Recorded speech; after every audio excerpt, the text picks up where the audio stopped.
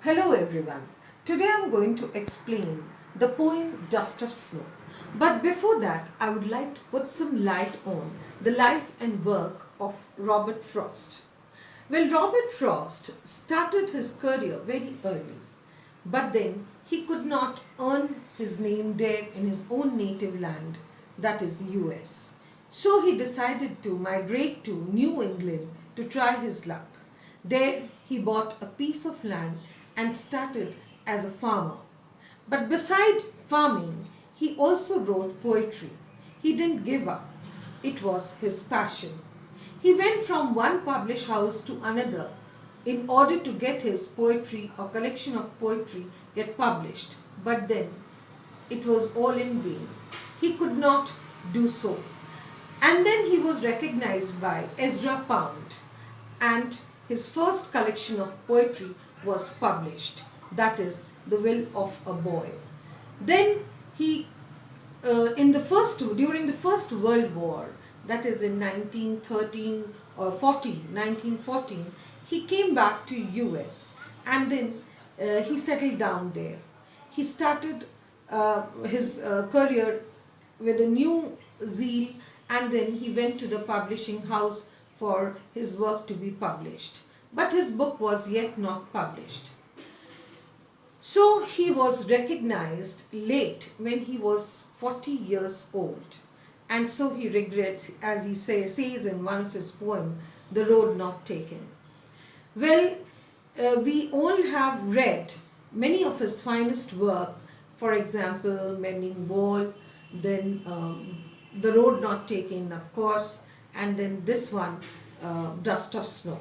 Dust of Snow was became so famous that it won Pulitzer Prize for him, and he had won it 4 times in different collections of his poetry.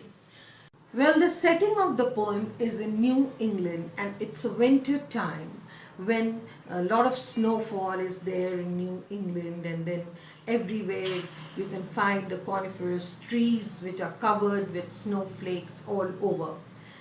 And he is a farmer, and since he is working in his farm, in his field, he feels that the day goes waste, and because of the harsh weather he is not able to use his time, and then he could not do any work there outside in outdoors. So his mood was very disappointing. He was in a very disappointing mood, in a sad mood, in a sullen or a despairing mood. And then he just walked down the lane where the trees like hemlock or pines, etc., were there. Here in the first stanza, the poem consists of 8 lines. First stanza consists of 4 lines, the other stanza consists of another 4 lines. Well, it's a very short poem, and in the first stanza, 2 things are there mentioned that symbolizes death and fear, and those 2 things are, one is crow and the other one is hemlock tree. Well, we have generally seen that poets, they mention the birds like swallow or nightingale or sparrow, etc., in their poetry. But then crow is a rare species that is ever being mentioned in any of the poem written by any poet. So here you see the word, the thing, that is the crow and the hemlock tree, both depicts fear and death. Hemlock tree, as if we have read some literature, we can recall that Socrates died due to hemlock poison. So hemlock tree is known for its poison. It's a short-heighted tree that bears white flowers, and it is said that it is poisonous. Well, see, there is negativity in these 2 words, crow and hemlock tree.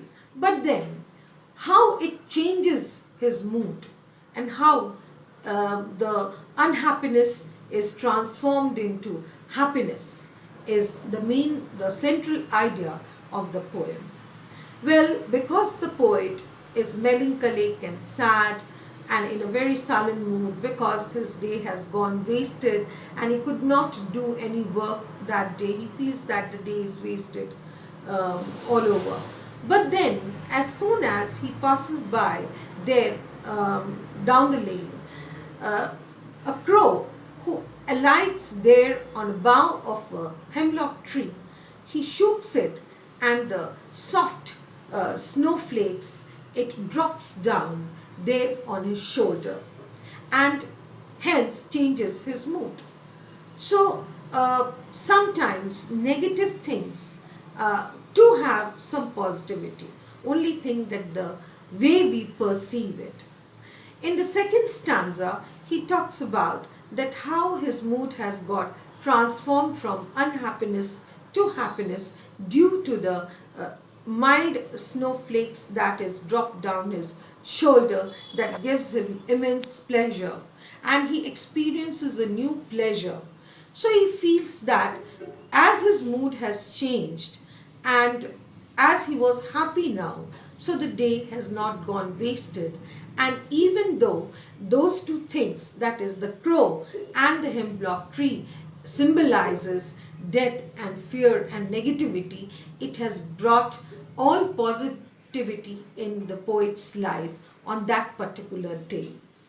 So this was the central idea of the poem, and this is about that how we perceive the things, how we take sometimes we the nature is taken as granted, and we are not so thanksgiving to God, to the nature, and therefore he wants to say, indicate through his poetry, through this particular poem, that if we feel the nature, we can see that even in the negative things there are positivity, and hence we can get inspired from them and practice it into our daily life. That was his speciality, Robert Frost.